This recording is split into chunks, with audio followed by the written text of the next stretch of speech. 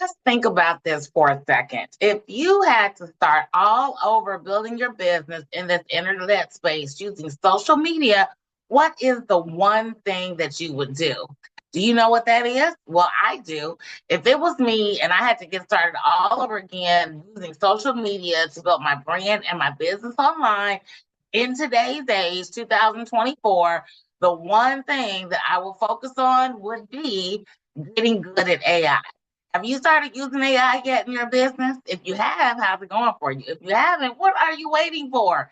AI is coming up on its second birthday, November 30th. And if you haven't dipped your toe in the pond yet, let me tell you, you are going to be swept over by the wave of people that are adopting AI as part of their business and marketing practices. So, what's holding you back? Let me know. I'd love to know in the comments. And if you are using it, how's it working for you? I'd love to know that too. I talk to a lot of people who are like, AI doesn't give me good results, or I'm not getting any information that I can use. And what I consistently hear most of the time is that they don't know how to talk to AI in a way to give them results that are usable. A lot of people talk to AI like it's Google, and it's not. AI is more like your really, really smart, very best friend who knows a lot about everything, but you have to ask the right questions so you can get usable results that you can take to the bank. So I want to share with you some things that people were skeptical about that have become mainstream because AI is still new, it's still in its infancy, it's only 2 years old. There's still time for you to get on board, get on the bus, and ride this way with us. But I want to share with you some things again that were skeptical and people didn't want to adopt that now are part of our everyday lives. Before I get into that, if you don't know me, my name is Cecelia Faye Morris, also known as the Digital Marketing Maven, and I teach business owners and network marketers how to build their brand and business online using ChatGPT, AI, and Facebook. And wherever you're watching me, give me some likes, some love, drop a comment, and if it's YouTube, subscribe and click that bell so you get notified whenever I post a video. And you can always find me here every Wednesday at 6:30 p.m. Eastern Standard Time, and then I post bonus videos like this one you're getting today. All right, so let's get into some inventions that people were skeptical about, and now we cannot live without. Okay, so the first one, which I thought was interesting, is the sewing machine. When the sewing machine was first invented, people did not like it because it was a threat to seamstresses and tailors. They didn't understand that sewing machines would actually revolutionize the industry and make it easier for seamstresses and tailors to actually create their goods and get them to the public faster. It was actually 20 years before the sewing machine became a household adoption, right? That's the first thing. Then the next thing is photography. I'm looking at my list here if you're wondering what I'm doing. I'm reading my list. The next thing is photography. This thing was like huge, right? I mean, you could capture people in real time and you could do it instantly, unlike the time that it took for someone to paint a portrait.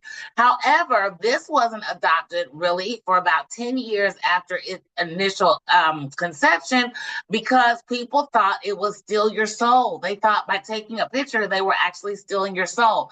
I know this sounds crazy to us today, but back in the 1800s, it wasn't crazy, and that was a real thing.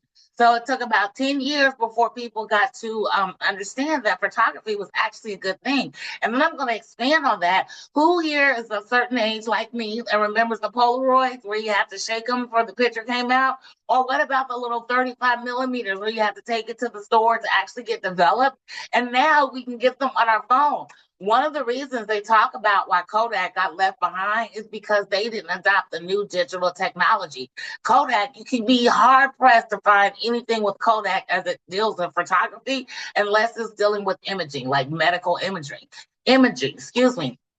So again, not only did photography take 10 years to adopt, but once it did, it adopted and it grew and it evolved by leaps and bounds to what we have today, where we can actually take pictures on our phone and send them across the world.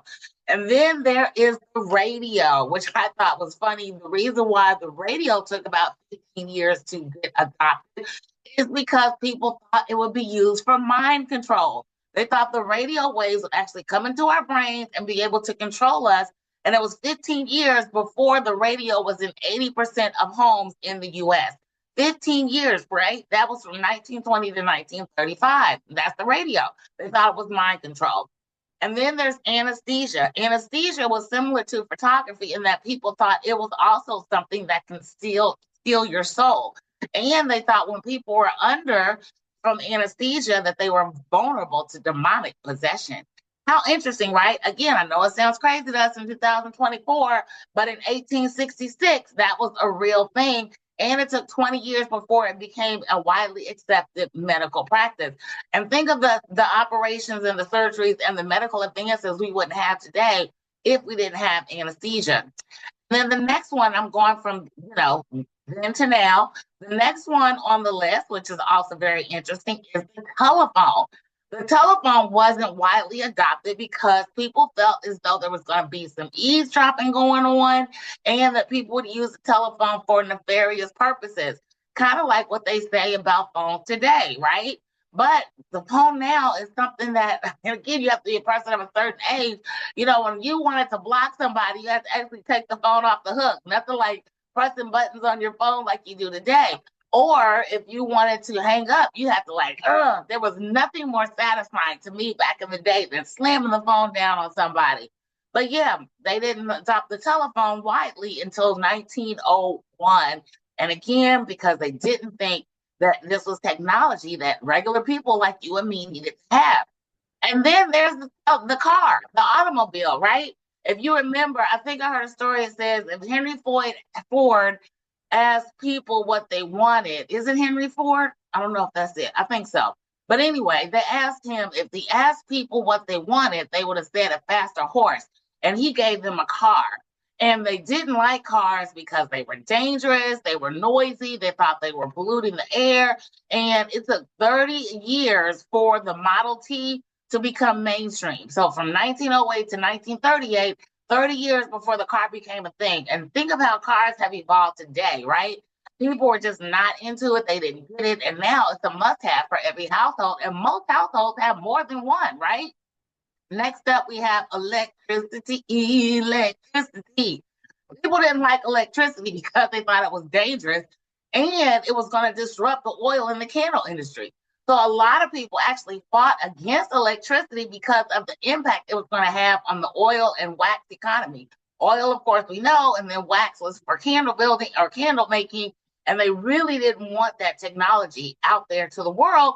And then, of course, they thought it was dangerous and it was going to set your house on fire. It was 40 years before electricity got to 50% of households in the United States. So it wasn't widely adopted until 1922, 40 years before electricity became mainstream. And then we've got the thing that I'm talking to you on right now, which is the computer. And our phones are mini computers, right? In the beginning, people didn't like computers. They were big, they were bulky, they were slow to calculate or to process calculations, and they thought it would pose a threat to humanity. And now computers have transformed every aspect of modern society, from business to our personal life. I know people, including me, like, let me leave home and leave my phone. I will turn around, even if I'm 5 minutes from where I'm supposed to be, I will turn all the way around and go back home to get my phone. We take our phone everywhere, including the bathroom, right?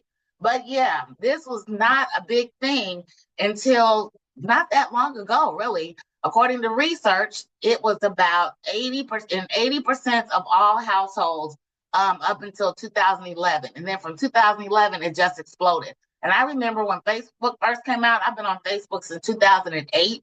Facebook was not the thing that it is today. Facebook was like a novelty kind of thing or whatever. And now 3 billion people use Facebook every single month.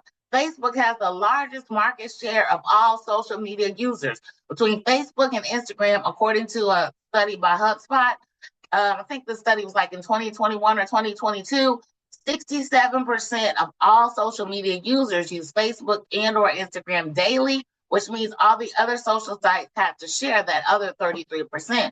But all of this started because of the computer, which was something that people did not initially adopt almost 30 years.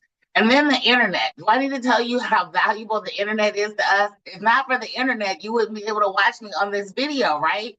People did not understand how the internet was going to be used. If you remember the early days of the internet, when you actually had to dial in, you couldn't be on the phone and the internet at the same time. You actually had to plug into the phone line, and then you had to hear that, you know what I'm saying, like the fax machine sound, in order for the internet to actually connect.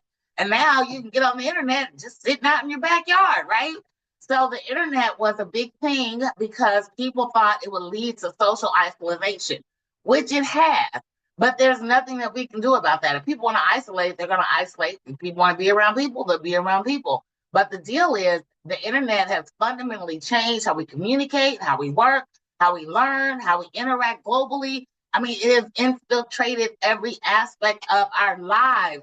But do you know that it took almost 15 years for the internet to reach 1 billion users? 15 years. From 1991 to 2006. It took that long for the internet to get to 1 billion users. And now there's a zillion users on there. I myself personally have multiple internet accounts for different offers or different businesses that I have. But the internet has been transformative in terms of what it's done, which brings us to the latest evolution of modern technology, which is chatgpt and AI. This thing was totally touted as something that was going to be detrimental to society because people thought, oh, it's going to take over jobs. It's going to be a threat to humanity. It's going to be a spread of misinformation. Well, we found out from the last 3 elections that misinformation is spread on social media everywhere. So it doesn't have anything to do with ChatGPT. But these are some of the early things that people had to say about ChatGPT. As I mentioned, ChatGPT is on the cusp of being 2 years old, and it's now part of everything that I do when it comes to marketing my business and coaching my clients.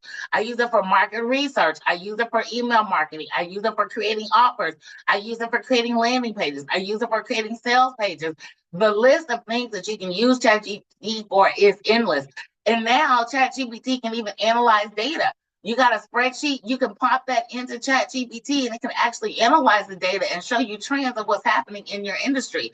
It can go to websites and analyze the website traffic. I mean, ChatGPT is something that has totally transformed our ability to reach our audience with a message that matters and an offer that gets results. So I'm saying all this to say that evolution has shown us that things evolve over time, and you have to either be part of the evolution or get left behind. Could you imagine what our world would be like right now if we didn't have the internet, the cars, the computers, or now ChatGPT or AI? I shudder to think what life would be like otherwise. So, my friends, if you have not yet adapted ChatGPT as part of your business marketing strategy, or you tried and you did not get results that were usable, then I invite you to click somewhere around this video to get your hands on the irresistible offer. The ChatGPT starter kit. Inside of the ChatGPT starter kit, I give you a blueprint on how you can start having meaningful conversations with ChatGPT that can give you results you can take to the bank. So go ahead and click somewhere around this video to get the ChatGPT starter kit.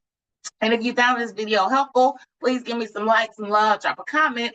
And if you also are getting value from any of the things that I share, make sure you subscribe and click that bell so you get notified whenever I post something new. But the deal is, guys, if you are just getting started in the social media space, or you know you need to up your social media game, then you need to be adding ChatGPT as part of your marketing strategy. Not only is it beneficial for marketing research, but it is super helpful for creating the promotional material you need to let people know who you are, what you do, and who you serve. So go ahead and click around this video to get your hands on the ChatGPT starter kit. That's it for today's video. I am Cecelia Morris, the digital marketing maven, and I'll see you in the next video. Bye for now.